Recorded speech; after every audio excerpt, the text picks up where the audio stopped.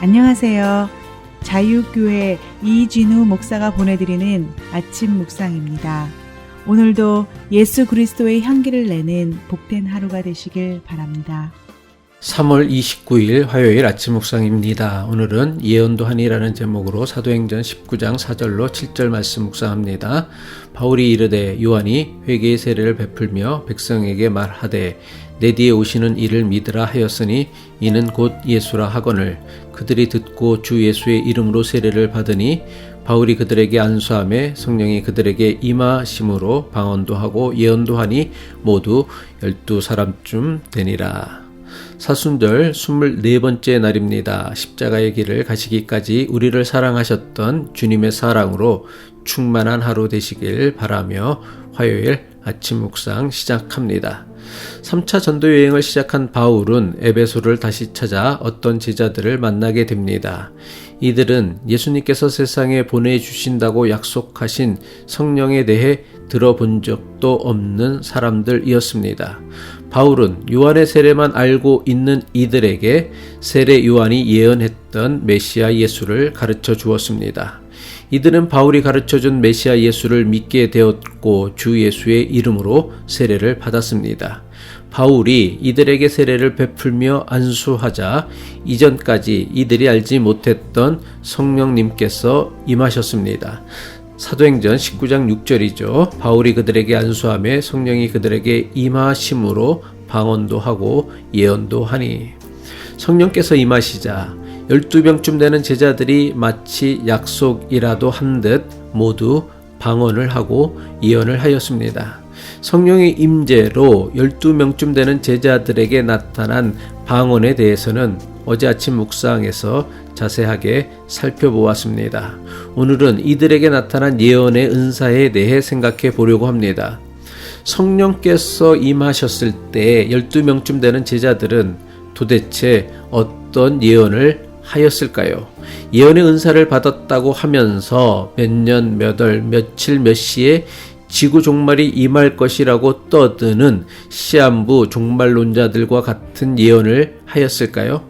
만약 12명쯤 되는 제자들의 예언이 이런 식의 예언이었다면 이런 것이 과연 점쟁이의 예언과 어떤 차이가 있는 것일까요? 우리말에서 예언은 미래의 일을 점쟁이처럼 미리 말하는 것을 의미합니다. 하지만 성경에서 우리말 예언하다로 번역한 헬라어는 우리말 예언과 비슷한 뜻이 아닙니다. 성경에서 예언은 하나님의 말씀을 의미하며 성경에서 예언자는 하나님의 말씀을 맡은 사람이라는 뜻입니다. 다시 말해 우리말 성경에서 예언 또는 예언자로 번역한 것은 미래에 벌어질 일을 말하는 예언이나 점쟁이가 아닙니다. 성경은 하나님께서 맡기신 말씀을 이스라엘 백성들에게 전하는 것을 예언이라고 하고 이것을 전하는 사람을 예언자라고 합니다. 성경에 등장하였던 예언자들은 쪽집게처럼 장래의 일을 미리 알아맞히는 점쟁이들이 아닙니다. 성경에 등장하였던 예언자는 하나님의 말씀으로 과거와 현재와 미래를 해석하면서 하나님의 백성이 어떻게 살아야 할지를 가르쳐주는 사람들입니다. 무속이나 점쟁이식의 예언에 빠지면 빠질수록 이런 신앙은 점점 하나님과 멀어져서 하나님과는 아무런 상관없는 사람이 되고 맙니다. 반면에 하나님 말씀으로 시대와 역사를 해석하며 자신과 타인을 하나님 말씀 위에 바로 세우려는 신앙을 하나님께서는 기뻐하십니다. 바울에게서 세례를 받고 성령을 받은 12명쯤 하는 제자들이 미래의 일을 알아맞히는 점쟁이처럼 되었다면 이들은 한 명의 예외도 없이 사이비 신앙인으로 전락하고 말았을 것입니다. 성령의 임재를 받아 예언했다는 것은 하나님의 말씀으로 시대와 세상을 분별하고 해석할 줄 아는 진정한 의미의 선지자가 되었음을 의미합니다. 바울에게서 세례를 받고 성령을 받은 12명쯤 하는 제자들이 방언하고 예언을 하였다는 사건에서 주목해서 보아야 할 점이 있습니다. 12명쯤 하는 제자들에게 성령께서 임하셨을 때 나타난 현상은 방언이나 예언 중 어느 하나가 아니라 방언과 예언 둘 다였다는 사실입니다. 사도행전 19장 6절이죠. 바울이 그들에게 안수함에 성령이 그들에게 임하심으로 방언도 하고 예언도 하니. 이것은 우리에게 매우 중요한 영적 교훈과 깨달음을 주는 말씀입니다. 성령의 임재로 나타나는 방언과 예언의 은사는 따로따로 주어지지 않고 함께 주어졌다는 것입니다. 방언은 대화가 단절된 하나님과 사람 그리고 사람과 사람 사이의 소통을 나타내는 메타포입니다. 모든 소통의 전제 조건은 공감입니다. 공감 없이 서로를 이해하는 소통은 불가능합니다. 어떤 사람들 사이에 소통이 원활하게 이루어지고 있다면 이것은 이들이 서로 공감하고 있음을 의미합니다. 따라서 소통의 능력은 공감의 능력과 정비례합니다.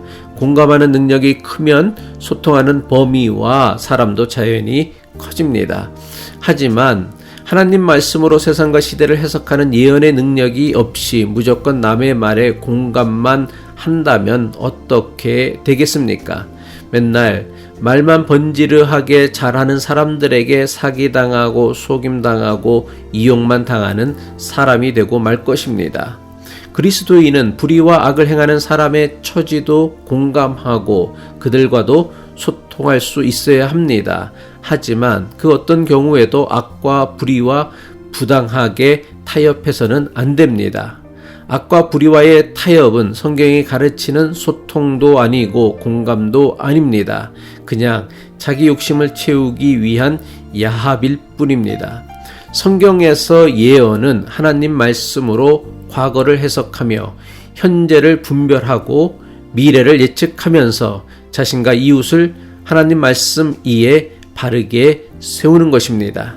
다시 말해 예언의 본질은 미래에 대한 선포가 아니라 더 나은 미래를 위해 현재의 삶을 바르게 살아가는 것을 가르치는 말씀입니다.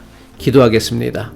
우리에게 다른 이들을 공감하고 소통할 수 있는 방언의 은사와 하나님 말씀을 바르게 읽고 해석하고 적용하며 살아갈 수 있는 예언의 은사를 주시어 성령 충만한 사람으로 오늘도 살아가게 하옵소서. 예수 그리스도의 이름으로 기도합니다.